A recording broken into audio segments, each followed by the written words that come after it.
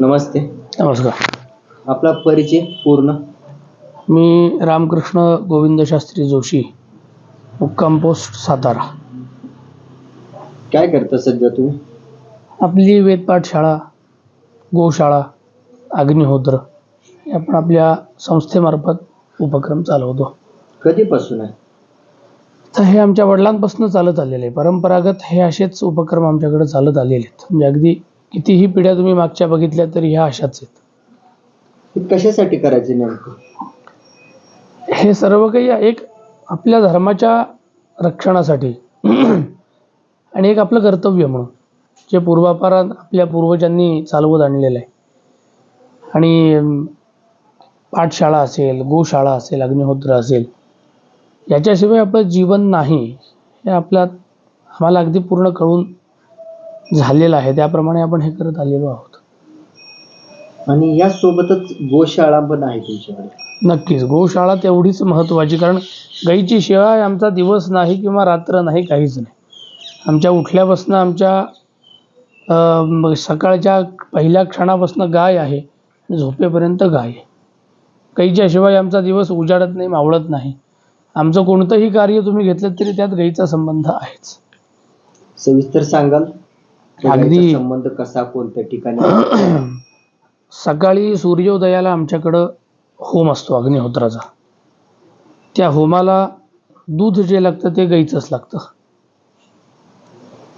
त्यानंतर इंधन म्हणून गाईच्या शेणाचाच वापर असतो. त्यापासून आम्ही गोळे करू, गवऱ्या करू, हा त्यात महत्त्वाचा भाग. शुद्धीसाठी गोमूत्र लागतं, जमीन सारवायला सुद्धा शेण लागतं. आणि शिवाय आपली पाठशाळा आहे, आपल्याकडे विद्यार्थी असतात राहायला कायम, त्यांना सुद्धा दूध, तूप, दही, ताक, लोणी सगळं आपण आपल्या घरच्याच पद्धतीचं ठेवलेलं आहे. शक्यतो विकतचं दूध आम्ही आणत नाही, विकतचं दही नाही. आमच्याकडं दर 15 दिवसाला मोठा यज्ञ असतो. त्याला साधारण तूप आपल्याला 2-2 किलो लागत असतं. तेही आम्ही शक्यतो घरच्याच गाईपासून, घरच्याच गाईच्या दुधापासून मिळवण्याचा प्रयत्न आमचा जास्तीत जास्त असतो. आमच्यातलं कोणताही कार्यक्रम, तुम्ही धार्मिक कार्यक्रम घ्या, कोणताही कार्यक्रम बघितलात तरी गाईशिवाय तो कार्यक्रम आमचा होत नाही. गाय असावीच लागते. मग ती गाय उपलब्ध कशी करता तुम्ही? आता शक्यतो बरीच लोक आपल्याकडे आहेत की गोदान करण्यासाठी येतात आपल्याजवळ. कित्येकांना पाठशाळा आहे, आपली गोशाळा आहे, ज्यांना माहिती आहे. मग त्यांच्या इच्छेने कोणाला त्यांच्या वाढदिवसानिमित्त, कोणाला पितरांच्या प्रित्यर्थ त्यांना पत्रिकेनुसार गोदान सांगितलेलं असतं. मग कित्येक माणसं येतात की आम्हाला गाय दान द्यायची आहे. मग त्यानुसार आपल्याला काही मिळत पण राहतात. पण आपल्याला जेव्हा दुधाची गरज वाटेल आणि आपल्याकडे गाय नाही असं वाटलं तर आपण दुधाची गाय आपल्यासाठी विकतही आणतो. पण गाय विकणे हा आपण कधीच उद्देश ठेवलेला नाही. गाईला आपण गोमाताच समजत आलेलो आहोत आणि आत्तापर्यंत तिचा विक्रय किंवा तिच्यातनं काही 4 पैसे आपल्याला मिळवायचे हा उद्देश आमचा नाही. तिला सांभाळत जे काही 4 पैसे तिच्यातनं मिळतील, मग दुधात नसतील, शेणात नसतील, गोमूत्रात नसतील, हे तिच्यात सांभाळण्यासाठी आपण 4 पैसे मिळाले तर घेतो. त्यासाठी आपण व्यावसायिक पद्धतीने कुठलाच हेतू ठेवलेला नाही. म्हणजे तुम्हाला पाहिजे असेल तर तुम्ही विकत घेऊ शकताय. बरोबर. आणि देताना तुम्ही म्हणजे तिला पैशामध्ये मोजत नाही? नाही, कधीच नाही. ते लाखो रुपयाच्या गाई घेतल्या, पण देताना कधी त्याची किंमत न करता देऊन टाकलेली. फक्त सांभाळणारा चांगला मनुष्य असावा, जो गरजू असावा, गाईला कायम सांभाळेल, चुकीच्या मार्गाने तिचा वापर कधी करणार नाही असं बघून आपण त्याला सांभाळायला देतो. किती वर्षापासून हे चालू आहे सर्व? आता वर्ष बघायला गेलात तर आमच्या पिढ्यानपिढ्या आमच्या दारात गाय नाही, आमच्या घरात गाय नाही अशी आमची एकही पिढी नाही. मला माहीत असलेल्या माझ्या 5-7 पिढ्या सगळ्या अशाच आहेत. वेदपाठ शाळा, अग्निहोत्र असेल आणि गायी असतील, हे पिढ्यानपिढ्या आमच्याकडं चालत आलेलं आहे. मग वेगवेगळ्या जातीच्या गायी असतील, पण गाय नाही अशी कधी आमच्याकडं परिस्थिती झाली नाही. हे असं आपलं अविरत चालत आलेलं आहे. साधारण तुमच्या ह्या कार्यासाठी किती गायींची संख्या लागते? आता वास्तविक आपलं सद्यस्थितीतल्या परिस्थितीत बघितलं तर आपल्याला 5-7 गायी असल्या तरी भागू शकतं. परंतु आम्हाला 108 देशी गायींची गोशाळा करणे, कमीत कमी 108 गायींची, हे आत्ता सद्यस्थितीतलं आमचं ध्येय आहे. पण जशी आपल्याला आर्थिक स्थिती उपलब्ध होत राहील तसं आपण त्यात कार्य पुढं पुढं करत जाणार. कारण त्यातून पैसा मिळवणे हा आमचा उद्देश नाही. त्यामुळं व्यावसायिक पद्धतीने आपण काहीतरी त्यात कार्य सुरू करून भराभर एकाच्या 2, 2च्या 4 केल्या असा आम्ही उद्देश ठेवलेला नाही आहे. आम्ही आमच्या स्वतःच्या मिळवलेल्या पैशावरती गायी सांभाळायच्या, त्याला व्यावसायिक स्वरूप नाही द्यायचं असं आमचं एक गणित आहे. त्या पद्धतीने आपण चाललेलो आहोत. 108 एवढ्या गायी करायच्या तुम्हाला, बरं. तर म्हणजे हा आकडा कशावरती अवलंबून आहे किंवा 108च का करायचे? आपल्या क्षेत्रामध्ये आपल्या धर्मामध्ये जर का आपण बघितलं, संस्कृतीमध्ये धर्मामध्ये, तर जपसुद्धा 108 करायचा, माळ 108चीच आहे. 108 ही संख्या लवकर सिद्धी करून देणारी आहे, म्हणून 108 ही संख्येला महत्त्व आहे. नुसतंच 100 किंवा 110 का नाही, 108च का? तर 108 ही संख्या तुम्हाला सिद्धी लवकर प्राप्त करून देणारी आहे. यासाठी 108 हा उद्देश आपण ठेवलेला आहे. हा उद्देश जेव्हापासून तुमचे कार्य चालू आहे तेव्हा ह्या टप्प्यामध्ये कधी ती गोष्ट झाली का 108ची पूर्ण? अजून नाही पूर्ण झालेली. अगदी आमच्या 40-45 गायीपर्यंत आम्ही गेलेलो होतो, तेवढ्या संख्येपर्यंत आपण गायी नेलेल्या होत्या. परंतु कोरोना काळात फार मोठं संकट आलेलं होतं. म्हणजे संकट म्हणजे ते खूपच खरंच मोठं संकट होतं. म्हणजे अगदी पैसे देऊन, लाखो रुपये देऊन सुद्धा वैरणी मिळत नव्हत्या. गाईचं खाद्य सुद्धा आपण ऑर्डर दिली पैसे देऊन, ॲडव्हान्स पैसे देऊन सुद्धा 10-10 दिवस उशीर व्हायचा. आणि कोरोना काळात तर बंद होतं, दरवाजे उघडेही ठेवू शकत नव्हतो आपण. मग आम्ही अक्षरशः आमच्या घरातलं धान्य जे आहे, जे आपल्यासाठी लोकांनी दिलेलं आहे, पाठशाळेसाठी दिलेलं आहे, त्याचा भराडा काढायचा आणि गायींना सांभाळायचं. पण गाय नाही असं आम्ही कधी केलं नाही. त्या काळात थोड्या कमी कराव्या लागल्या नाईलाजाने. पण जेवढी आपली ताकद आहे तेवढ्या गायी ठेवून आपण ते कार्य चालू ठेवलेलं होतं. 45 गायी हे किती वर्षामध्ये कलेक्शन झालं होतं? साधारण आता आपण गोशाळा, अधिकृत मोठी गोशाळा जी सुरू केलेली आहे ती 7-8 वर्ष होऊन गेली त्या कार्याला सुरुवात करून. आणि 5-6 वर्षापूर्वी आपल्याकडे 45 गायी झालेल्याही होत्या. परंतु असे हे मोठं संकट आल्या कारणाने आपण कमी केल्या, नाईलाजाने कमी कराव्या लागल्या. परंतु जशी आपल्याला आर्थिक ताकद मिळेल तसं आपण ते परत 108 पर्यंत ध्येय ठेवलेलंच आहे, ते कार्य आपण पूर्ण करणार, त्यात काही शंका नाही. ह्याच्या कमी केल्या म्हणजे त्यांचा मार्ग किंवा कोणत्या जागी दिल्या? जे गरजू आणि चांगले खात्रीशीर सांभाळणारे शेतकरी आहेत अशाच लोकांना आपण त्या दिल्या सांभाळायला. चुकीच्या मार्गाने कधीच आपण ते कार्य केलं नाही, तशा माणसाशी आपण संबंध नाही कधी ठेवले नाही. मग जे आपल्या ओळखीत आहेत त्यांच्याशी संपर्क साधून त्यांना काही सांभाळायला खरंच पाहिजे आहेत की नाही ती त्यांची स्थिती बघायची आणि मग त्यांना सांभाळायला द्यायच्या. की जो खरंच चांगला सांभाळतोय, याची स्थिती पण चांगली आहे, जो विचाराने पण चांगला आहे, अशा लोकांना आपण तशाच काही सांभाळायला दिल्या. तर सर्वच दिलं? आता सगळ्यांनाच दिल्या आपण, त्यातल्या अजूनही आपण काही ठेवले नाही. त्या 40-45 आपल्याकडं अगदीच आपल्या ताकदीच्या बाहेर तेव्हा गेलेल्या होत्या संख्या. तेवढी संख्या फक्त आपण कमी केली.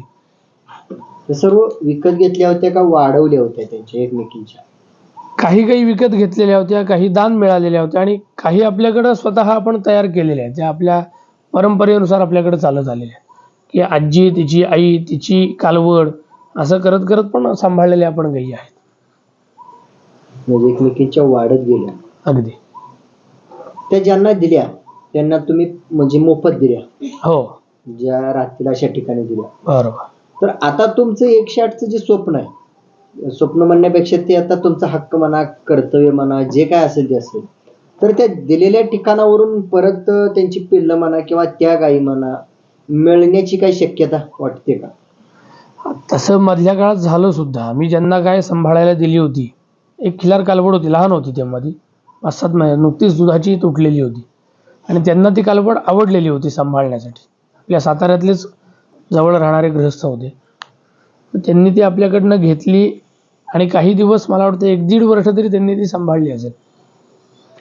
पण त्यांना परत ते सांभाळणं शक्य नाही म्हटल्यानंतर त्यांनी आमच्याशी संपर्क साधला आणि ती कालवड परत आपण आपल्या गोठ्यात आणलेली होती. आणि तिचा संगोपन उत्तम पद्धतीने आपण करत होतो. म्हणजे आणली तेव्हा ती अतिशय कृश झालेली होती. म्हणजे ती नीट चालू शकत नव्हती अशी तिची अवस्था होती. पण आपण आपल्याकडे आणून खाणं पिणं औषधोपचार सगळं करून ती अतिशय उत्तम झालेली होती. आणि मध्येच जेव्हा आम्ही आमच्याकडच्या काही काही परत कमी केल्या, त्यात ती सांभाळायला आपल्या साताऱ्यापासूनच जवळ यवतेश्वर घाटामध्येच एक गोशाळा तिथं सांभाळायला दिलेली आहे आपण ती. तुम्ही देताना गायींची तब्येत कशी होते किंवा घेताना त्या गायींची तब्येत कशी होते यातला फरक तुम्हाला जाणवला असेल? नक्कीच. आम्ही अगदी म्हणजे आपला घरचा सदस्य म्हणूनच सांभाळतो. मग जशी आपली शक्ती असेल तशी. अगदी उत्तम आपली सांभाळणी असं माझं काही म्हणणं नाही. परंतु आपल्याकडं गाय तिची दुरावस्था होणार नाही ही काळजी आपण कायम घेत असतो. जे अगदी त्यांची वैरण त्यांना नाही मिळाली तर आपल्या घरच्या धान्यातला आपण भरडा काढून त्यांना खायला घालतो. पण त्यांची आबाळ कधी होऊन देत नाही आपण. ती घेत असताना त्यांची तब्येत खालावलेली असायची. आता काही काही तशा ज्यांनी आपल्याकडे आणून सोडल्या त्या काही काही अतिशय कृश होत्या. परंतु आपण चांगल्या पद्धतीने जशी आपली ताकद आहे तसं सांभाळून त्यांची तब्येत चांगली ठेवायचा प्रयत्न 100% आपण करतो. त्या गोष्टीमध्ये फरक पडला तब्येतीत. देताना तब्येत वेगळी असायची, परत तुम्ही म्हणजे ती गायी तुमच्या गोठ्यात येताना तब्येत वेगळी असायची. ह्या गोष्टीवर राग कधी येत नव्हता का? आता राग करून तरी काय फायदा आहे? वाईट वाटायचं आपल्याला की आपण देताना चांगली दिलेली होती आणि आपल्याकडं आली तेव्हा ती खूप वाईट परिस्थितीत आली. पण हे बोलून काही सुधारणा याच्यात होणार नाहीये. शेवटी आपलं कर्तव्य आहे. आपण दिलेला शब्द होता की तुम्हाला जेव्हा शक्य नसेल तेव्हा ते आपल्याकडे परत आणून द्या. त्याप्रमाणे त्यांनी तो शब्द पाळला, हे खूप चांगलं केलं त्यांनी. त्या बाबतीत आपण त्यांचे आभार मानू की वाईट सांभाळणे याच्यावरती दोष त्यांना देत बसण्यापेक्षा देताना परत त्यांनी ते आपल्याकडे व्यवस्थित आणून दिली, हे चांगलं आहे म्हणायचं. आणि मग आपण तिचा सांभाळ करतो चांगला. म्हणजे जे पॉझिटिव्ह वाटतं, जे सकारात्मक वाटतं त्या गोष्टीवर ठाम राहायचं. जे चुकलेलं आहे किंवा निगेटिव्ह आहे, नकारार्थी आहे, तिथं काही भर द्यायचा नाही. नाही, काय आहे, एखाद्या माणसाला चूक दाखवून दिली तर त्याच्यावर त्याचा होणारा परिणाम किती चांगला आहे वाईट आहे आपल्याला माहित नाही. परंतु वाईट परिणाम झाला तर मात्र तो सांभाळतो ते सुद्धा बांधवायचं. ते लाखात एक आहे. यापेक्षा आपण आपलं त्याला गोड मानून आपण जास्तीत जास्त पद्धतीने त्याला आपलं योगदान देऊन चांगलं सांभाळ करत राहणं आहे महत्वाचं. या गायींच्या चाऱ्यांचं सध्या नियोजन कसं करताय तुम्ही? तर सध्याला आम्ही रोज वैरण विकत घेतोय. डोंगरातलं गवत असेल, वाडा असेल, मग आठवड्यातनं म्हणा किंवा 8-10 दिवसातनं म्हणा आम्ही मंडईतनं भाजीपाला घेतो भरपूर प्रमाणात. मग तो गाईंना खायला घालायचा. मक्याची कणसं आणून खायला घालायची, केळी असतील, गाजरं असतील, जे त्यांना योग्य आहे, पौष्टिक असेल आणि जे आपल्याला आणणं शक्य असेल त्या पद्धतीने चारा आणून त्यांना आपण विकत घालतो. चारा घेताना काय दराने घ्यावा लागतो? काय शेवटी असेल त्या स्थितीत घ्यावी लागते. तरी सर्वसाधारण आता दर सध्या वजनावर आहे का पेंडीवर आहे? आता आपण जे गवत घेतो सध्या डोंगरी गवत, ते पेंडीवर घेतो आपण. 6 रुपये पेंडी आणि काय असेल ते गाडी भाडं वेगळं. रोजच्या पेंड्या आम्ही इथं आणि गोशाळेवर सुद्धा विकत आणतो. टेम्पो येतो रोज. म्हणजे इथं आणि गोशाळा 2 ठिकाण आहेत तुमची. बरोबर. सर्वसाधारण किती खर्चाचा चारा लागतो? दिवसाकाठी, आठवड्याकाठी, महिन्याकाठी? आता महिन्याकाठी साधारण गाईंचा त्यांचा आंबवणाचा खर्च आणि वैरणीचा खर्च बघितला तर 50-1 हजाराच्या आसपास खर्च आहे आपला महिन्याकाठी. महिन्याकाठी. अगदी त्यांचा डॉक्टरी खर्च, मेंटेनन्स, तिथं सांभाळ करणारा गडी आणि त्यांची वैरण, सगळ्या दृष्टीने 50-60 हजार रुपये दर महिन्याचा खर्च आहे आपल्याला. आंबवणं कोणत्या प्रकारचं देतं? गव्हाचा भुसा असतो, शेंगपेंड आहे, उडीद चुणी, मका चुणी, गोळी पेंड असेल, 5-6 प्रकारचा तरी आंबवणात प्रकार आपल्याकडं गाईंमध्ये असतो. मग ती दूध देणारी असो नाहीतर भाकड असो, सगळ्या जनावरांना आपण सगळ्या प्रकारचा खुराक देतो. ज्यावेळेला तुम्ही गायींचं दूध काढता त्यावेळेला म्हणजे गायी तुम्ही गोशाळेत आणताना त्यांचा स्वभाव आणि इथं आल्यानंतर स्वभाव यामध्ये काय फरक पडतो का? कधी जाणवले? खूपच फरक. म्हणजे एखादी गाय ॲग्रेसिव्ह मार्की असलेली जरी आपल्या गोशाळेत आली तरी आपल्याकडं काही दिवस गेल्यानंतर ती पूर्ण गरीब होऊन जाते गाय. अशी आलेली उदाहरण आहेत. मागं आम्हाला एक अशीच गाय दान मिळालेली होती. खूपच मार्की, म्हणजे ती ती ज्या भागात आहे त्या भागात जरी नवीन माणूस दिसला तरी ती खूप दंगा करायची, म्हणजे मारायचीच ती, जवळ हात सुद्धा लावून द्यायची नाही. पण आपल्या इथं वातावरण कसं आहे, आपल्या इथं कायम विद्यार्थी आहेत, माणसं आहेत, 24 तास माणसांच्या सहवासात ते जनावर असतात.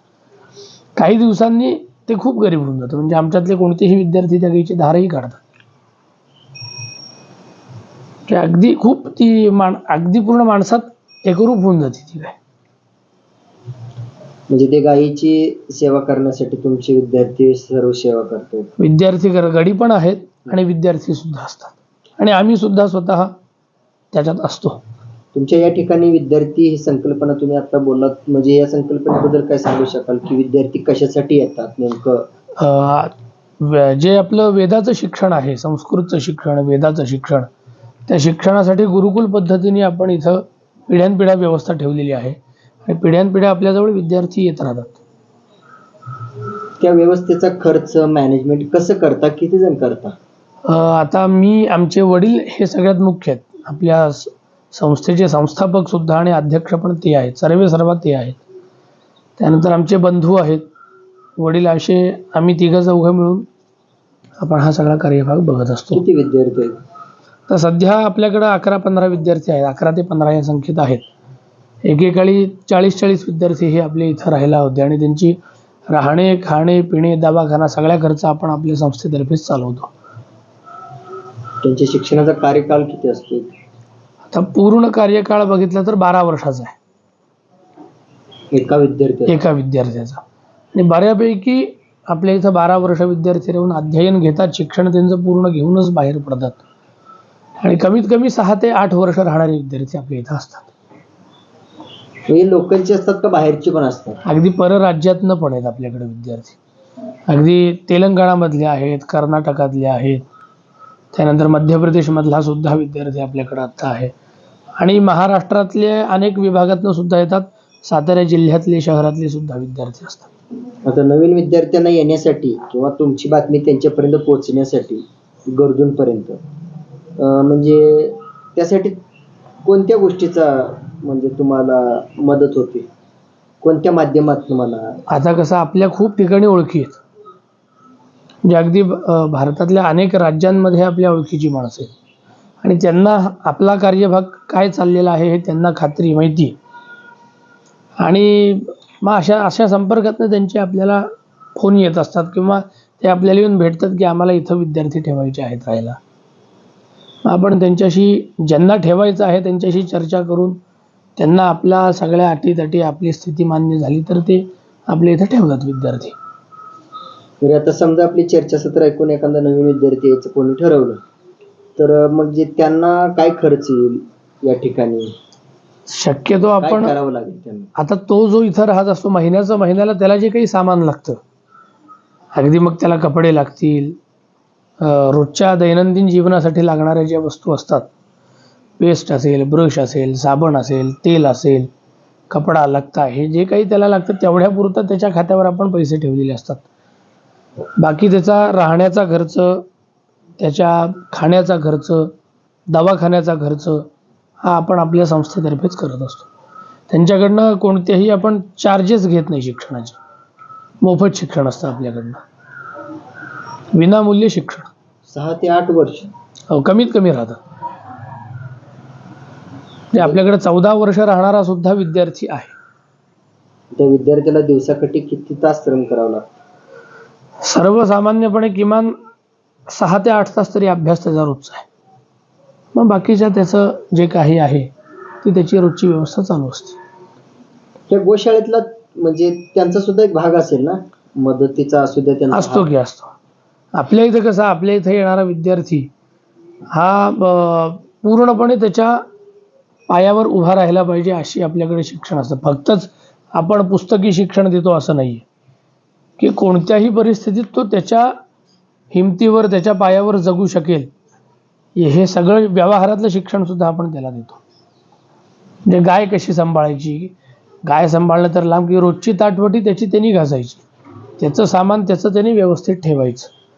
भविष्यात त्याच्यावरती कोणतीही स्थिती आली तरी त्याला व्यवस्थित 2 टाईमचं जेवण, 2 वेळचं जेवण जेवून तो सुखाने जगायला पाहिजे, एवढं व्यावहारिक ज्ञान आणि शैक्षणिक त्याचं ज्ञान हे सगळंच आपण त्याला देत असतो. जेवढा काळ या ठिकाणी तो विद्यार्थी राहतो तेवढा काळ याच शिक्षणामध्ये त्यानं वेळ म्हणजे द्यायचा का इतर बाहेरचं शिक्षण म्हणा, कॉलेज म्हणा?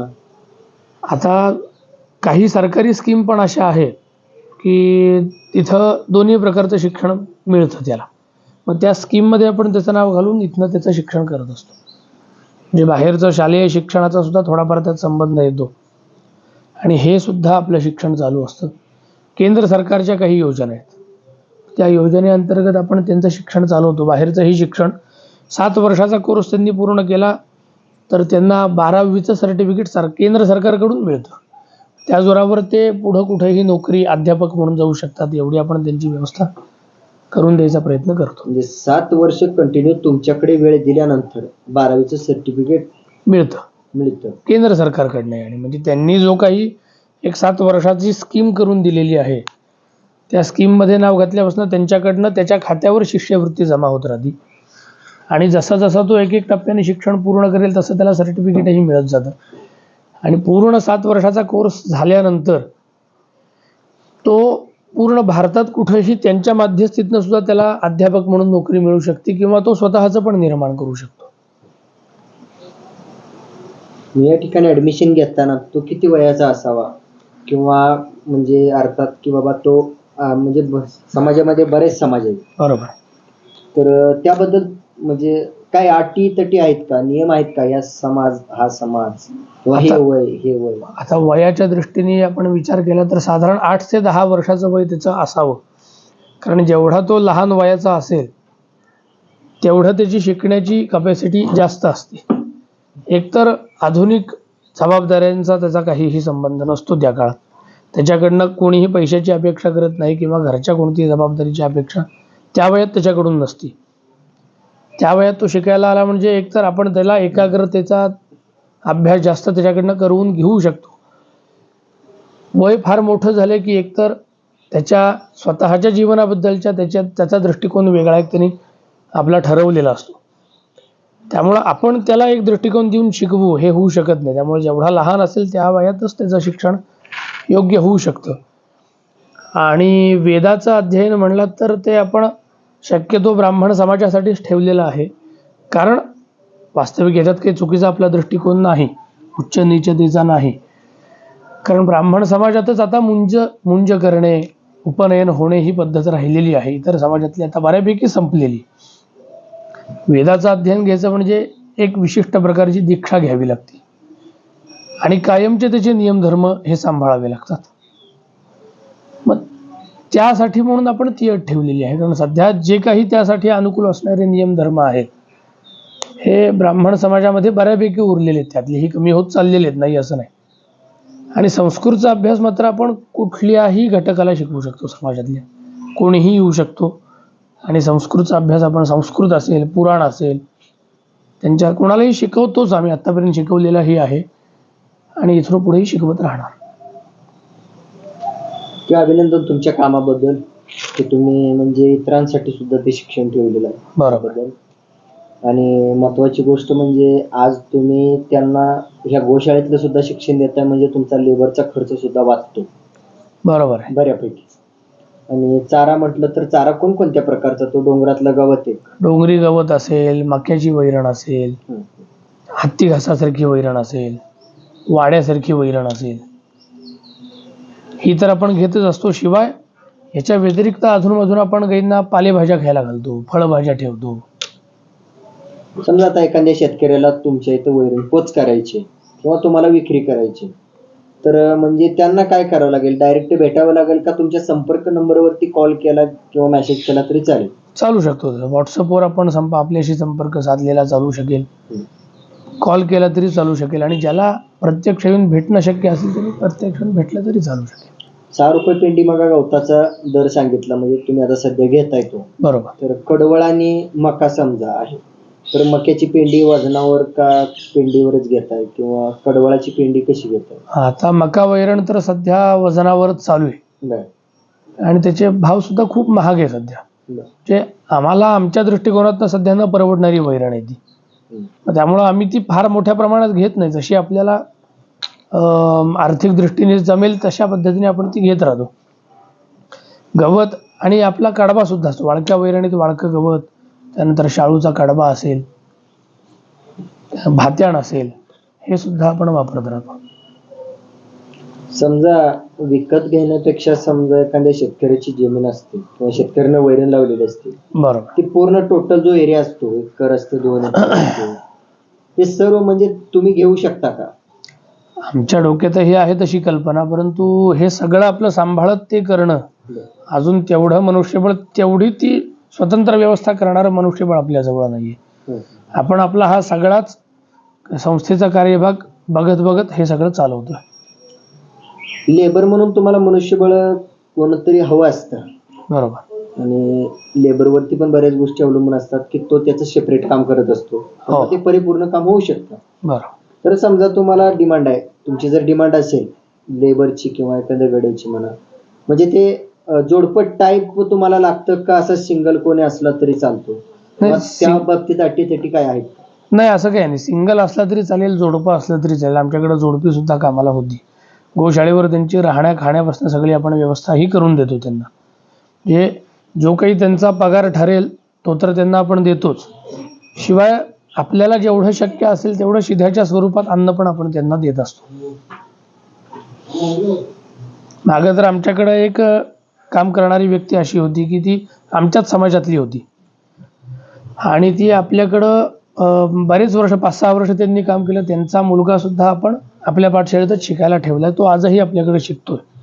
परंतु काही त्यांच्या तब्येतीच्या दृष्टीने किंवा त्यांच्या काही वैयक्तिक दृष्टिकोनातनं त्यांना ते काम सोडावं लागलं, आणि ते आता साताऱ्यातच एके ठिकाणी मंदिराचे पुजारी म्हणून आहेत. परंतु त्यांचा मुलगा आजही आपल्याकडे शिकायला आहे. गोशाळेतून गायी तुम्ही सांभाळायला घेता किंवा घेताना विकत घेता, ती गायीबद्दल झालं. समजा आता तुमच्या गोशाळेतून कोंडांची उत्पत्ती झाली, कोंडाचा जन्म झाला, तर त्याबद्दल निर्णय काय घेता तुम्ही? आता ज्या खोंडाच्या, एखादा खोंड जर का चांगल्यातला आपल्याकडे आला आणि आपल्या गोशाळेसाठी तो उपयुक्त आहे असं वाटलं तर तो आम्ही गोशाळेत कायम सांभाळतो. पण जास्त झाली खोंड तर मग आपण ती देत असतो. मग त्याच्या स्वरूपात काही आर्थिक तरी देवाणघेवाण करतो, नाहीतर वैरणीच्या स्वरूपात तरी करून घेत असतो आपण. तिथं सुद्धा आपण कमर्शियलपणाने पूर्णपणे एवढीच किंमत आली तर आपण देणार किंवा विक्री म्हणून असा आपण तिथेही उद्देश ठेवलेला नाही. आधी तर आम्ही बैल असेल नाही तर गाय असेल पूर्णपणे तशीच देत होतो आपण. पण आता आपली गोशाळा आहे आणि गोशाळेला हजारो रुपयाचे खर्च आहेत आपल्याला. त्या बदल्यात वैरण तरी घेतो, आंबवण तरी घेतो, किंवा एखादा लांबचाच मनुष्य असेल तर मग आपल्या गोशाळेची सरळ अधिकृत आपण पावती करतो त्यांना जे काही देणं शक्य असेल, आणि ते जनावर आपण त्यांना सांभाळायला देत असतो. गोशाळेसाठी उपयुक्तता खोंड तुम्ही म्हटलात, बरं. तर त्याची निवड तुम्ही कशी करता किंवा कोणावर असते तर हा गोशाळेसाठी उपयुक्त? आता ते आपणच बघतो की आपल्याकडे कोणत्या जातीच्या जास्त गायी आहेत, आणि पुढं ब्रीडिंग करण्यासाठी आपल्याला तो त्या पद्धतीचा योग्य आहे की नाही. कारण शेती तर काही आमची नाही, काहीच नाही. मग आपण विचार करतो तो फक्त आपल्या ब्रीडिंगसाठीच विचार करतो. ब्रीडिंगसाठी आपल्याकडे चांगली पैदास झाली तर तो आपण ठेवतो, जास्त झालेली आपण देत असतो. त्या गायींच्या जातीमध्ये किती प्रकारच्या जाती तुम्हाला माहिती आहेत की अशा प्रकारची? आता खिलारमध्ये आपल्याकडं काजळी आहे, गाजरी आहे, कोसा आहे, कपिला आहे. मग त्यानुसार आपण आपल्याकडे ठेवलेल्या पण आहेत. काजळी पण आहेत, कोशा पण आहेत, आणि त्या खिलार व्यतिरिक्त आपल्याकडे गिर गाई आहेत, थारपारकर जातीच्या आहेत, कांक्रेज जातीची एखादी आहे. ते आपल्याला अनेक जातीच्या गाई आपण आपल्याजवळ ठेवलेल्या आहेत की ज्या आपल्याला सांभाळायच्या आहेत. समजा तुमच्या गोशाळेमध्ये उपयुक्त असणारे बरेच खोंड आहेत, मात्र तुम्हाला एकच ठेवायला काय अडचण नाही, मात्र इतर तुम्ही आता देणार आहात, तर ते देण्यासाठी निर्णय तुमच्याकडेच आहेत का इतरांकोणाकडे असतो? आता सर्वस्वी निर्णय जो आहे हा आमच्या वडिलांकडे असतो, पण सुचवायची कामं आम्ही करतो की आपल्याला जर का असं करायचं आहे तर आपण असा निर्णय घ्यावा, तसा घ्यावा. पण अंतिम निर्णय आमच्या वडिलांचा. ते जे म्हणतील तो अंतिम निर्णय आम्ही मान्य करतो आणि त्याप्रमाणे आपण कार्य चालवतो. तर मंडळी, आज प्रत्येक प्रश्न सुरुवातीपासून शेवटपर्यंत हा प्रत्येकाच्या फायद्याचा आहे, समाजाच्या फायद्याचा आहे. आज बारीक लक्ष देऊन प्रत्येक मुलाखत ऐकल्यास तुम्हाला समजून येईल खिलार शेतकरी युट्यूब चॅनल समोरच्या व्यक्तीची मुलाखत अशा पद्धतीनं का घेताय, अशा प्रकारचे प्रश्न का उपलब्ध करत आहे मी, तर त्या प्रश्नातून मिळणारे उत्तर हे समाजाचं कुठंतरी उत्तर आहे, लक्षात ठेवा. तर आता जी चर्चासत्र आपली चालू आहे, आज सातारा जिल्ह्यामधून ही चर्चासत्र चालू आहे. मला वाटते माझं नशीब आहे की खिलार शेतकरी युट्यूब चॅनलला अशा गोशाळेमधून मी प्रथम माझी मुलाखत असेल, चर्चासत्र असेल. तर यांची संकल्पना माननीय सुजय सूर्यकांत गायकवाड, गोडेली तालुका जिल्हा सातारा, मला यांनी दिली होती संकल्पना, आणि त्यानंतर या चॅनलचे सबस्क्रायबर सुद्धा आहेत. तर मी सरळ यांना विचारतो की चॅनल कसा सापडला यांना, म्हणजे त्यांना काय वाटलं या चॅनलमधून आणि ते सदस्य का झाले. ह्या चॅनेलची ओळख माझी झाली ती सुजयजींमुळेच झालेली. मला काही वेळेला काही घ्यायच्या होत्या. सुजयजींचा सुद्धा पत्ता मला मिळाला, तो आमचे एक मालगावचे मित्र आहेत तानाजी कदम म्हणून, त्यांच्या मध्यस्थीतनं माझी भेट झाली सुजयजींबरोबर. आणि त्यांच्याशी चर्चा करता करता तुमचं पण नाव मी त्यांच्याकडनंच ऐकलेलं होतं की तुम्ही अशा प्रकारचं तुमचं यूट्यूब चॅनेल आहे, खिलारसाठी तुमचं मोठं कार्य चाललेलं आहे. आणि मग त्यांचीच मुलाखत मी सगळ्यात पहिल्यांदा तुमच्या चॅनेलवरची बघितलेली होती. आणि मग त्या मध्यस्थीतनं तुमच्या चॅनलचा संपर्क झाला माझ्याशी. आणि मग तेव्हापासून मी तुमचे ते एक एक व्हिडिओ बघत गेलो. आणि तुमचं कार्य उत्तम चाललं हे मला त्यावरनं बघायला मिळालं की तुम्ही सुद्धा खिलारसाठी कार्य करताय, आणि आमचं सुद्धा त्यासाठी कार्य चाललंय. कधीतरी एकदा आपली तुमच्याबरोबर मुलाखत व्हावी, तुमच्या चॅनलवर आपल्या गोशाळेची सुद्धा मुलाखत व्हावी ही माझी इच्छा होती. मी त्यांच्याशी पण एक दोनदा बोललेलो होतो, परंतु तो असा योग कधी आलेला नव्हता.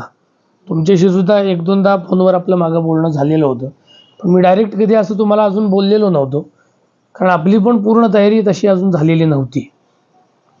पण 2-4 दिवसापूर्वी मला सुजयजी म्हणले की तुम्ही येणार आहात आणि सातारा विभागात तुमचं कार्य चालू आहे.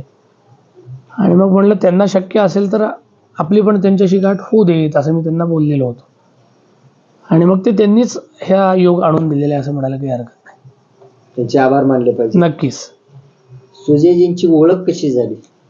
गाईच्याच मध्यस्थीतनं झालेली आहे. मला त्यांच्याकडे खूप चांगल्या गाई आहेत असं मला समजलेलं होतं. आणि मी एकदा जेव्हा बघायला गेलो तेव्हा त्यांच्याकडं तशा पद्धतीच्या 1-2 मला चांगल्यातल्या खिलार गाई, किंवा त्यांच्याकडं त्यांच्या भावाची बैल जोडी पण होती.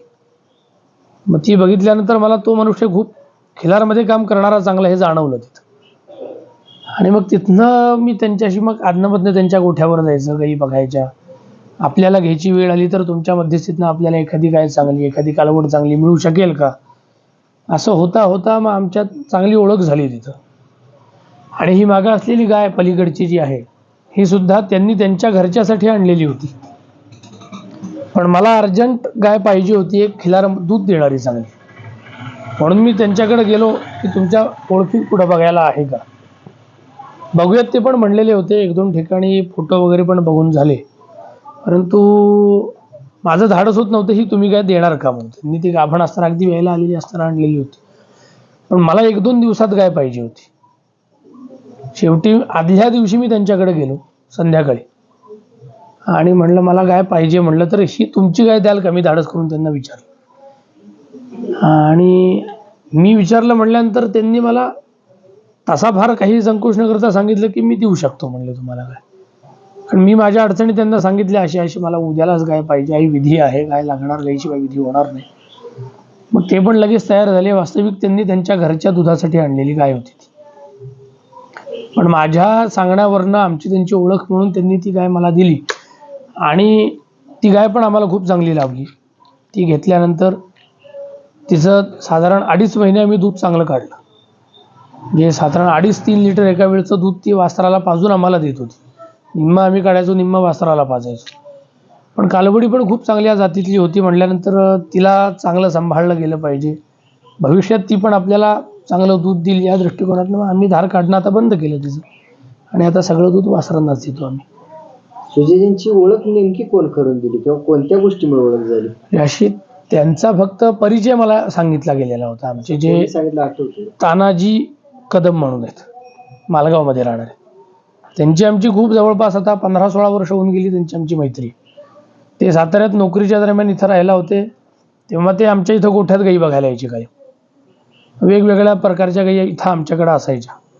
त्यांनाही गाईंची खूप आवड, खिलारची खूप आवड. मग ते अधनं गाई बघायला यायचे आणि मग होता होता त्यांची आमची मैत्री झाली होती. आणि गाय पाहिजे याच बोलीवरती त्यांनी मला त्यांचा पत्ता सांगितलेला होता की त्यांच्याकडं खूप चांगल्या गाई असतात.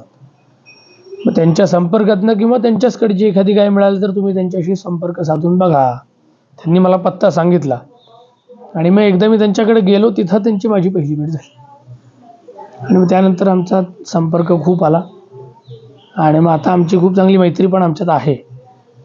आणि बऱ्याच वेळेला मला एखादी गाय घ्यायची वेळ आली तर मी त्यांचा सल्ला विचारतो त्यांना की तुम्हाला कशी वाटतीये, किंवा तुमच्या बघण्यात एखादी चांगल्यातली गाय असेल, खोंड असेल की जे आपल्याला गोशाळेसाठी पाहिजे, तर ते सुद्धा आपल्याला तसा सल्ला खूप चांगला देतात. तुम्ही मगापासून 2 वेळा शब्द वापरला जातीवंत. बरोबर. हा शब्द कोणाकडून कसा शिकाय भेटला किंवा तुम्ही कसं शिकलात? तर मला सुद्धा गायींची आवड पहिल्यापासून आहे आणि विशेष करून खिलारची आवड मला खूप आहे. म्हणजे मी एक 10 वर्षापूर्वी वडिलांकडं हट्ट करून त्या काळात 1 लाखाचा बैल घेतला होता ब्रिडिंगसाठी. आणि तेव्हा आपली ती गोशाळा ही नव्हती मोठी. मग आपण इथं गावात शहरातच सगळं चालवत होतो. तर माझ्या आग्रहासाठी आमच्या वडिलांनी तो बैल घेतलेला होता. तेव्हा आमच्याकडे 2-4च खिलार गाई होत्या. सगळ्या मिळून 7-8 गायींची संख्या होती आमच्याकडे. पण आमच्याकडे असलेल्या निवडक 2-4 गायींच्या ब्रिडिंगसाठी म्हणून आम्ही वळू विकत घेतलेला होता आणि तो आम्ही इथं सांभाळत होतो. अगदी बैलगाडी सुद्धा आम्ही इथनं गावातनं चालवत होतो. आमचा एकदा बैलगाडी चालवताना पेपरलाही फोटो आलेला होता की आता हे दृश्य बघायला मिळत नाही, पण सातारा शहरात आपल्याला हे दृश्य बघायला मिळतं. म्हणून पेपरला फोटोही आमच्या त्या बैलाचा फोटो तेव्हा आलेला होता. आणि तसा मला खूप आधीपासून आवड आहे, परंतु त्याच्यातले पूर्ण बारकावे हे मला माहीत नव्हते. परंतु हे जे सुजयजी असतील किंवा आपले तानाजी कदम असतील, यांच्या मध्यस्थीतनं हळूहळू त्यातले पूर्ण बारकावे, मग त्यात त्याची ती जातीवंतपणा ओळखायचा कसा, वळू म्हणून निवडताना त्याच्यात काय गुण त्याच्यातले असायला पाहिजेत, गाय म्हणून ती कशा पद्धतीची असायला पाहिजे, हे ह्या 2 व्यक्तींच्या मध्यस्थीतनं हळूहळू मी ते बघत गेलो आणि मग ते मी त्या पद्धतीने कार्य सुरू केलं. तुम्ही आता म्हटलं चॅनल छान काम करत आहे किंवा सुजीजीने सांगितलं खिलारमध्ये काम करत आहे. बरोबर. तर याबद्दल म्हणजे तुम्ही काय स्वतः अनुभवलंय किंवा तुम्हाला काय अभ्यास झाला हा चॅनल बघून, किंवा किती दिवस झाला हा चॅनल बघून? आता ह्या चॅनलला मी बघतोय तसं मला वाटतं 1-2 वर्ष तरी कमीत कमी होऊन गेली असतील अंदाजे. आता पक्क नाही सांगू शकत, पण 1-2 वर्ष कमीत कमी होऊन गेली मी तुमच्या चॅनलचे व्हिडिओ बघतो. आणि या चॅनलद्वारे जे काही कार्य चाललेलं आहे हे अगदी सरळ नैसर्गिक पद्धतीने आहे. त्यात कुठंही काहीतरी एडिटिंग केलेलं आहे, खऱ्याचं खोटं, खोट्याचं खरं, असं मला कुठंच काही दिसलं नाही. जे आहे ते नैसर्गिक आहे ते तुम्ही चॅनलद्वारे दाखवता, हे मला खूप पटलं आहे. जे आहे ते आहे, त्यात खोटेपणा करण्यात काही अर्थ नाही. एडिटिंग करून मग ती गाय किंवा तो वळू जर का त्याच्यात काही दुर्गुण असतील तर ते लपवून त्याची फक्त चांगलीच बाजू दाखवणे, असं काही तुमच्या चॅनलद्वारे मला बघायला नाही मिळालं. आहे तसं ओरिजिनल मला बघायला मिळालं, त्यामुळे ते कार्य मला खूप पटलं आणि असंच असावं. म्हणजे तुम्ही इतर मीडिया पण बघता? आता यूट्यूबवरती खूप बघायला मिळतात, पण मला तुमचं एक चॅनल त्यातलं खूप चांगलं वाटलं. मी काय इतरांना नावं ठेवणार नाही, प्रत्येकजण शेवटी आपापल्या पद्धतीने कार्य करतो, परंतु त्यातल्या त्यात तुमचंही कार्य मला खूप आवडलं, कारण त्यात कुठल्याही प्रकारची भेसळ नाही वाटली मला. सगळं ओरिजिनल पद्धतीचं वाटलं. तुम्हाला कधी बघताना काय असं वाटलं नाही का हे कमी आहे, ते कमी आहे, असं पाहिजे तसं पाहिजे? म्हणजे काय सजेशन देण्यासारखं असेल तर तुम्ही एक सबस्क्रायबर किंवा व्ह्युअर म्हणून बोलू शकता, मी परवानगी देतो. तुमचं जे कार्य चालू आहे ते आहे तसंच नैसर्गिक पद्धतीने चालावं.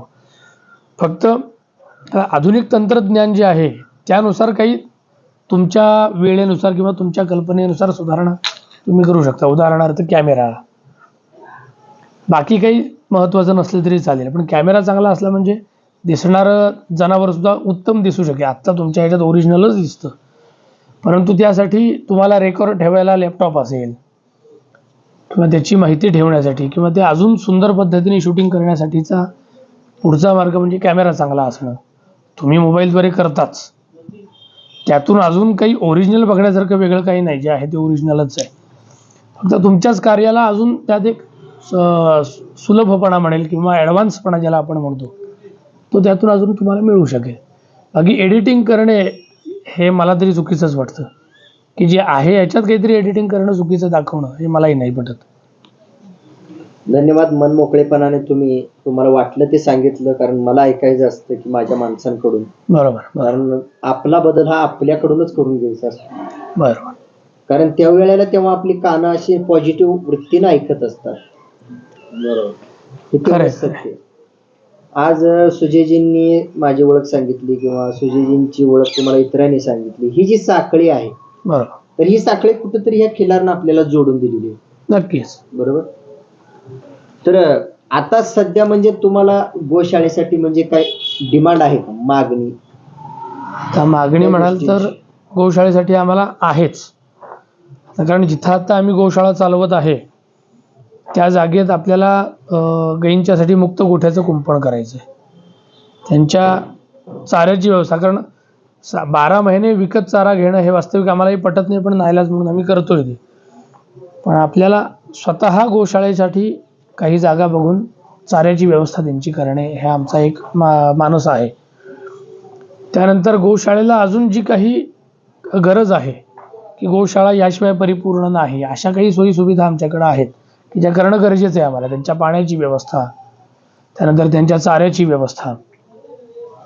तर त्यासाठी आम्ही लोकांकडे आवाहनसुद्धा, जी माध्यमं आमच्याकडे आहेत त्या माध्यमातून आम्ही केलेली आहेत, की आता आपल्याला मुक्त गोठा करायचा. कारण आमची संकल्पना जी आहे ही मुक्त गोठ्याची, खिलार जरी असलं तरी, की खिलार गाईसुद्धा पूर्णपणे मुक्त संचार त्यांना मिळावा, त्यांना पाहिजे तसं त्यांनी खावं, त्यांना जेव्हा पाणी प्यावंसं वाटेल तेव्हा त्यांनी पाणी प्यावं, अशी व्यवस्था ही आपल्याला करायची आहे.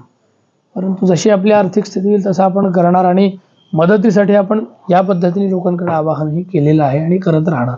तुमच्या चॅनलच्या मध्यस्थीतनं ते झालं तर अजूनच उत्तम.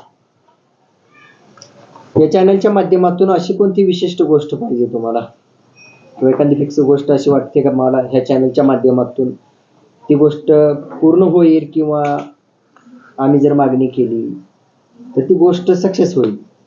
आता तुमचं कसं आहे, तुम्ही जे कार्य सुरू केले यात तुम्हाला खूप जण मानणारी माणसं आहेत, तुमच्या शब्दाला मानणारी माणसं आहेत, आणि तुम्ही जे दाखवता ते कधी चुकीचं दाखवणार नाही याच्यावरती अनेक लोकांचा विश्वास आहे. मग तुम्ही जर का आमच्यासारख्या गोशाळेला मदत व्हावी अशी जर का तुम्ही एक लोकांपर्यंत आमचा हा संदेश पोचवला तर नक्कीच त्यातून आम्हाला काहीतरी मदत होईल याची खात्री मला वाटते. कारण तुमचं कार्य तसंच चालू आहे, तेवढ्या निर्मळ मनाने तुम्ही हे कार्य करता आणि त्याच्यावर लोकांचा विश्वास आहे. त्यामुळे तुम्ही जर का असं आवाहन आपल्या गोशाळेसाठी केलं तर निश्चितच काहीतरी त्याच्यातून आम्हाला सहकार्य, मदत, मार्ग मिळणार यात शंका आहे. निर्मळ मनाने ह्याच चॅनलचं काम चालू हे कशावरून वाटलं, म्हणजे अशी काही एखादी घटना वाटली? नाही, तुम्ही जे काही ज्या पद्धतीने कार्य करता, मुलाखत घेता, तिथं जाता, तिथं कुठल्याच प्रकारची तुम्ही आर्थिक दृष्टिकोनच ठेवलेला नाही आहे, की तुमचे जर का आपल्याला जर का तुमची मुलाखत घ्यायची असेल तर आम्हाला एवढे चार्जेस द्यावे लागतील, असा काही तुमचा विषय नाही आहे. तुमची ती धडपड मनापासून आहे हे तुमच्या त्या प्रत्येक कार्यातल्या क्षणाक्षणात दिसून येतं, की तुम्ही हे काही कमर्शियल म्हणून करत नाही. या खिलारचं संगोपन पुढं वाढत राहावं हा दृष्टिकोन तुमच्या कार्यातनं दिसतो, हे कुणीच सांगायची गरज नाही आहे, हे तुमचा व्हिडिओ बघितल्यावरच लक्षात येतं. त्यामुळे मला ती खात्री आहे की तुमच्या मध्यस्थीतनं जर का आमचं कार्य लोकांपर्यंत पोचलं तर आम्हाला मदत होऊ शकेल नक्कीच. तुमचं कार्य मीडियाच्या मार्फत लोकांपर्यंत म्हणजे पोचलं पाहिजे असं वाटलं तुम्हाला? बरोबर. त्याबद्दल खरंच तुमच्या मनाचा मोठेपणा दाखवला आणि आज मान सन्मान दिला त्या खिलार शेतकरी युट्यूब चॅनलला. आणि आमचे पाय गोशाळेला लागले, कारण खूप दिवसापासून एखाद्या गोशाळेला पाय लागावे असं वाटत होतं, पण सुजयजींच्या कृपेनं बरोबर आज तुमच्या गोशाळेला पाय लागले. आणि माझी तुमची चर्चा झाल्यापासून किंवा गोशाळेसाठी एक खूप महत्वाचा विषय आहे आर्थिक. बरोबर. बाकी काही मॅनेज करू शकता तुम्ही, चारा मॅनेज करू शकता, कुठेतरी बघू शकता, मदत लेबर मॅनेज करू शकता, पण जो आर्थिक गोष्ट आहे ती आर्थिक गोष्ट मॅनेज करायचा एकमेव स्रोत आहे माझ्या अभ्यासानुसार आहे की तो ब्रीडिंगचा बुल ठेवणे. बरोबर. बरोबर. म्हणजे गोशाळेने सोबत एक ब्रीडर म्हणून काम करणं. नक्कीच केलं पाहिजे आणि आम्ही सुद्धा त्या प्रयत्नात आहोत. साताऱ्याच्या जवळच एक खोंड सुद्धा मी आत्ता बघितलेला आहे आणि आता तो मी घेत पण आहे. चांगल्या वंशावळीचा आहे आणि त्याचं शरीरयष्टी ही जी वळूला असायला पाहिजे ती मी बघितली माझ्या ज्ञानानुसार. मला सुजयजींनीच सुचवलेलं आहे. आता ते खोंड सुद्धा मी ब्रीडिंगसाठी म्हणूनच गोशाळेसाठी घेतो आहे. मग ते घेतल्यानंतर सुद्धा मला तुमच्याशी संपर्क साधायचा आहेच आहे. कारण तुमच्या चॅनेलद्वारे जी माहिती पुढं जाती ती लोकांना खरोखर पटते, कारण ती ओरिजिनल आहे हे लोकांना पटलेलं आहे. तुम्ही एखादा वळू जर का एखाद्या गोपालकाला सुचवलात की इथून असा असा तिथं वळू आहे, तिथून तुम्ही तुमची गाय गाभण करून घ्या, तुम्हाला होणारी पैदास चांगली होईल, तर लोक तुमची ऐकतात. मी ते बघितलेलं आहे. आज त्यामुळं तुमच्या चॅनेलच्याद्वारे जे जे वळू तुम्ही दाखवलेले आहेत त्या वळूंना खूप चांगला प्रतिसाद मिळालेला आहे आत्तापर्यंत आणि इथनं पुढं सुद्धा मिळत राहणार. त्यामुळं तुमच्या चॅनेलद्वारे आपल्याला हे कार्य सांगायचं आहे की मी सुद्धा चांगला एक खोंड घेतच आहे आता आणि ब्रीडिंगच्या दृष्टिकोनातूनच मला पुढं काम करायचं आहे. व्यावसायिक दृष्टीने मला काहीही करायचं नाही. त्यात मी घेतोय हे माझा त्यात पहिला उद्देश आहे की आपल्याकडं उत्तम पैदास खिलारची चांगली व्हावी, की जी उत्तम दूध देणारी असावी, जातीला सुद्धा उत्तम असावी. आणि दुसरा मी त्याच्यासाठीचा विचार ठेवला असेल की आपल्या मध्यस्थीतनं आपल्या आसपासच्या लोकांना सुद्धा उत्तम वळूच्या मध्यस्थीतनं ब्रीडिंग मिळावं, पैदास मिळावी, हा सुद्धा दृष्टिकोन असणार आहे. या चर्चासत्रामधून आज तुमच्या गोशाळेची किंवा तुमच्या कार्याची जगाला ओळख होणार आहे. बरोबर. या चर्चासत्रामधून म्हणा किंवा या मुलाखतीमधून म्हणा, समाजातून एखादी गोष्ट तुमच्यातली पसंत पडली, समजा एखादी ब्रीडिंगच्या बाबतीतला खोंड असू द्या किंवा एखाद्या शेतकऱ्याला जर कालवड किंवा गाय पसंत पडलेली असू द्या, तर त्याला इतर कुठे पसंत पडत नाही, तर त्याची मागणी असेल, तर त्याबद्दल तुमचं काय मत? आता सध्या झाले की खिलार क्षेत्रामध्ये खूप खिलारला महत्त्व आलेलं आहे. खिलारला चांगलेच दिवस आहेत, वाईट दिवस नाहीत. हे खिलारच्या दृष्टीने हे खूप उत्तम दिवस आहेत. परंतु खिलार क्षेत्रामध्ये सध्या खिलारची किंमतच इतकी मोठी झालेली आहे की सहज कोण त्यात एखादा खोंड घेतला किंवा एखादी गाय घेतली हे होऊ शकत नाही. याला चूक म्हणू शकत नाही किंवा पूर्ण बरोबरही आपण म्हणू शकत नाही. कारण जे वर्षानुवर्ष खिलार गाईवरती कष्ट करत आलेले आहेत त्यांच्यासाठी हे खूप चांगले दिवस आहेत. परंतु जो खिलार क्षेत्रात नवीन प्रवेश करू इच्छितो, जो सामान्य आहे, त्याला मात्र सुरुवातीला खूप जरा अवघड होऊ शकतं. कारण सध्या खिलार गाय असेल नाही तर बैल असेल, ती कालवड असताना किंवा खोंड असताना घ्यायचं जरी म्हणलं तरी सध्या खिलारला खूप मोठी मागणी आहे. शर्यत क्षेत्रामुळं असेल, प्रदर्शनामुळं असेल, अजून कोणतीही कारण असतील, पण खिलारला खूप मागणी असल्यामुळं त्याच्या किमती पण सध्या खूप मोठ्या झालेल्या आहेत. याच्यावरच सगळ्यांनी एकमेकांना सहकार्य करून पुढं जावं हे माझं मत आहे. की खिलार पालकांनी सुद्धा आणि नवीन प्रवेश घेणाऱ्यांनी देणाऱ्यांनी दोघांनी सुद्धा एकमेकांना सहकार्य करून उद्देश काय ठेवला पाहिजे, तर खिलार पुढं गेली पाहिजे आपली. कितीही जरी खिलारला आज मागणी आली तरी एखादा जर का खरोखर मनापासून सांभाळणारा मनुष्य असेल तर त्याला दोन पैशाची मदत व्हावी म्हणून सहकार्य सुद्धा व्हावं. तिथं फक्त मीच पैसे मिळवणार, मला पैसे मिळवावे हा उद्देश न ठेवता सांभाळणारा पण त्याचं चांगलं सहकार्य व्हावं, त्यालाही प्रोत्साहन मिळावं की आपण हे करू शकतो असा विश्वास मिळावा, अशी मदत व्हावी असं माझं म्हणणं आहे.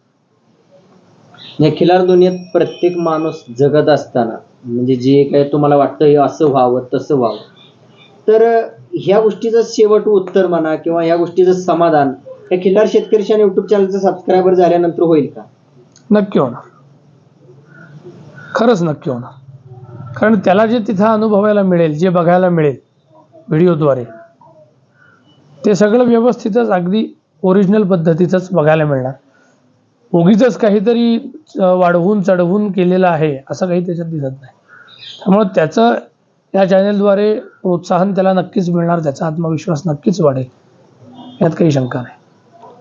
तुम्ही मगाशी आल्यानंतर म्हणजे तुम्ही आदराने पाहुणचार केला, त्याबद्दल तुमचं खरंच आभार मानतो पहिली गोष्ट.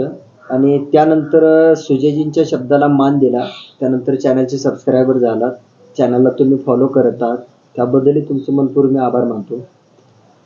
तर 108 गायी तुमच्या करण्यासाठी ज्या काही शेडची म्हणा, आसऱ्याची म्हणा, जी सिस्टीम लागते किंवा प्लॅनिंग लागते ती पूर्ण झालेली आहे का?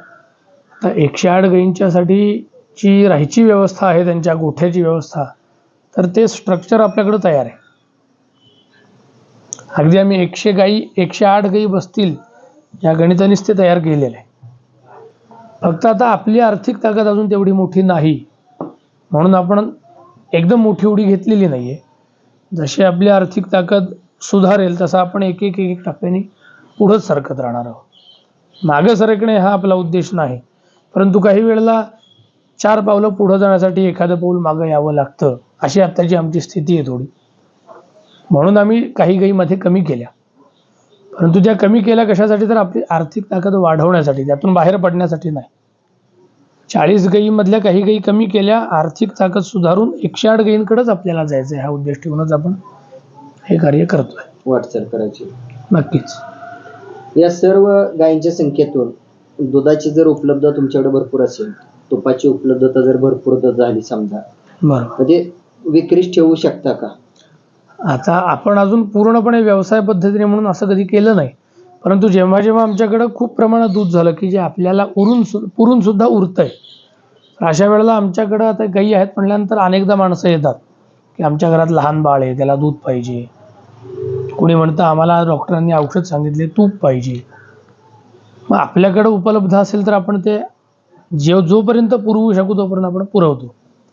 बाजारभावाचा विचार आपण न करता जे आपल्याला योग्य वाटतं तेवढ्या आपण किमतीत त्यांना ते देतो, जे त्यांना पण योग्य आहे आणि आपल्यालाही त्यातनं 2 पैसे मिळते, अशा दृष्टिकोनातनं. पण 12 महिने व्यवसाय म्हणून नाही आपण हे करत. जेव्हा आपल्याकडे अधिक शिल्लक असेल तेव्हा आपण ते देतो. शेवटचा मुद्दा राहिलाय की जे खत गोळा होतं, बरोबर. शेण किंवा गोमूत्र, यांचं वेगळं सेपरेशन केलं जातं का, हे एकत्र तुम्ही कलेक्शन करता कुठे? आता अजून गोमूत्राचं जरी काही आम्ही वेगळं कलेक्शन असं काही नाही केलेलं, पण शेणापासून खत तयार होतं आमच्याजवळ. आणि दुसरं म्हणजे आम्ही गोवऱ्या तयार करतो. आता नवीनच आम्ही एक उपक्रम सुरू केलेला आहे की जेणेकरून त्यातनं 4 पैसे गोशाळेसाठीच मिळावे, आपल्याला व्यावसायिक पद्धतीने म्हणून नाही, पण गाईच्या शेणापासून गोवऱ्या तयार करून त्याची जशी जमेल तशी विक्री आपण सुरू केलेली आहे की जेणेकरून गाईतनं 4 पैसे यावेत आणि तिचा सांभाळ तीच करून घेतीच, एक आपला त्यासाठी हातभार लागावा यासाठी आपण ते थोडंसं सुरू केलेलं आहे. गोवऱ्यांचा एक उपक्रम सुरू केलेला आहे आपण. ते शेणापासूनचं खत 12 महिने आम्हाला लागतंच. आमच्याकडचा होम गाईच्या शेणाशिवाय होतच नाही. ओलं शेण असलं तरी आणि त्याच्यापासून झालेलं इंधन असलं तरी. शेणाचा पुरेपूर वापर होतो. अगदी. म्हणजे ते खत स्वरूपात, ढिगारा स्वरूपात शिल्लक राहत नाही. ते फार कमी प्रमाणात राहतं आमच्याकडं, कारण आम्ही त्याच्या गोवऱ्या तयार करतो आणि गोळे पण त्याचे तयार करतो की जे आम्हाला अग्निहोत्रासाठी लागतात. अगदी निखारा तो आमच्याकडचा अग्निहोत्रातला अग्नी कधी विझत नाही, तो 12 महिने 24 तास चालू असतो. तो निखारा राहावा यासाठी गोळा तयार करतो आपण.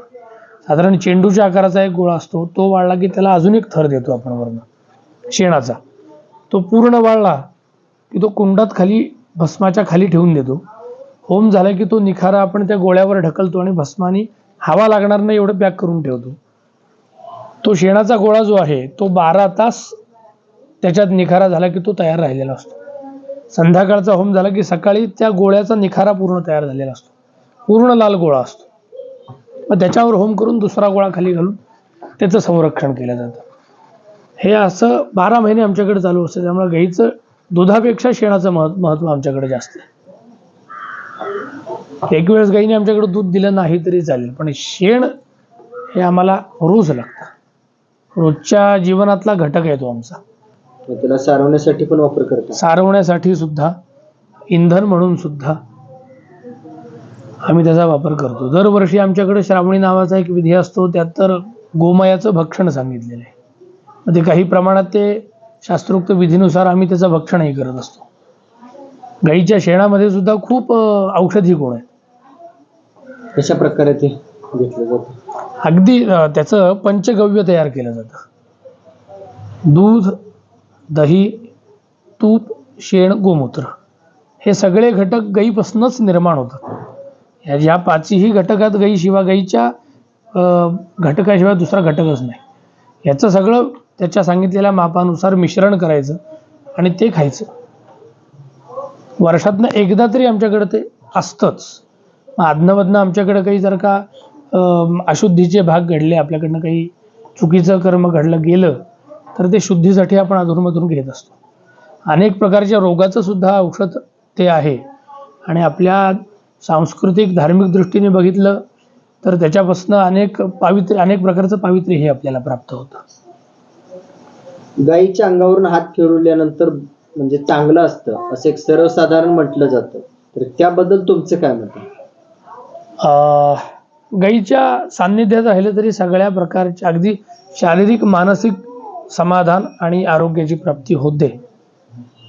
हे अगदी आम्ही कोरोना काळात अनुभव घेतलेला आहे.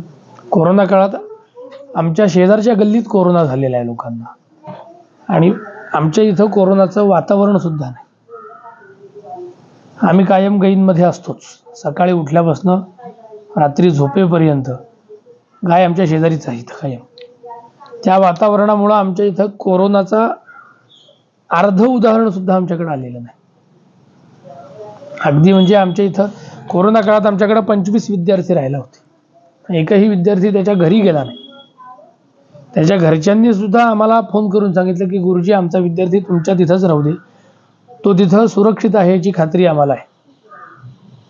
आणि अक्षरशः आमच्या इथं कोरोना काळात विद्यार्थ्यांना सर्दीचा सुद्धा त्रास नाही झाला, कसलेही त्रास नाही. विद्यार्थी सुद्धा रोज गाईला खायला घालतील, प्यायला घालतील, फिरवून आणतील, धारा काढतात. सगळे विद्यार्थी पण करत असतात. त्यामुळं गाईच्या सान्निध्यातनं आपल्याला शारीरिक मानसिक स्वास्थ्य 100% लाभतं. याचा वर्षानुवर्ष आम्ही अनुभव घेत आलो. मग आपल्या घरात गाय असणं याच्यासारखं दुसरं भाग्य नाही. शेवटचा खूप महत्वाचा मुद्दा लोकांच्या दृष्टिकोनातून, काही लोकांकडे गायी नाही, त्यांना गायी पूजायची, बरोबर, म्हणजे तिच्या पाया पडायचं. समजा त्यांना थोडं शेण पाहिजे, गोमूत्र पाहिजे, तर असे म्हणजे येऊ शकतील का, किंवा तुम्ही देऊ शकाल का काही गोष्टी? नक्कीच. आपल्याकडं रोज गाईची पूजा करणारी माणसं येतात. एक गृहस्थ तर असा आहे, आता त्याचं मला नेमकं नावही माहीत नाही, आमचा तसा परिचय नाही, परंतु तो गृहस्थ आमच्या इथं रोज येतो. पूर्वी तो रोज यायचा, काहीतरी त्याच्या घरची पोळी भाकरी गाईला खायला घालायला नैवेद्य म्हणून यायचा. परंतु एक दिवस आम्ही त्यांना सांगितलं की हे खाद्य तुम्ही गाईला देत जाऊ नका, ते गाईचं खाद्य नाही. जे गाईचं खाद्य ते तुम्ही तिला द्या. तुम्हाला वस्तू स्वरूपात देणं शक्य नसेल तर तुम्ही 1 रुपया रोज गाईच्या पेटीत टाकलात तरी चालेल, किंवा तुम्हाला शक्य असेल तर तुम्ही पालेभाजी आणा. आमच्या इथलं खाद्य घेऊन गाईला खायला घाला, 2 रुपये आमच्या पेटीत टाका. परंतु ते खरकटं अन्न गाईला तुम्ही देऊ नये, कारण ते गाईचं वास्तविक खाद्य नाही. त्या माणसाला ते इतकं छान पटलं. आता तो रोज मनुष्य संध्याकाळचा गाईच्या दर्शनाला येतो आणि येताना एक पालेभाजीची पेंडी, त्याला जी काही 1 असेल, 4 असतील, 2 असतील, त्याच्या ताकदीनुसार तो घेऊन येतो, गाईला खायला घालतो, गाईची शेपटी डोक्यावरनं फिरवून घेतो, नमस्कार करून जातो. हे त्याचा रोजचा दिनक्रम आहे. आम्ही इथं नसलो तरी तो येऊन जातो. त्या व्यक्तिमत्वाची भेट आज नाही झाली तर नंतरच्या भेटीला होईल का? नक्की होईल.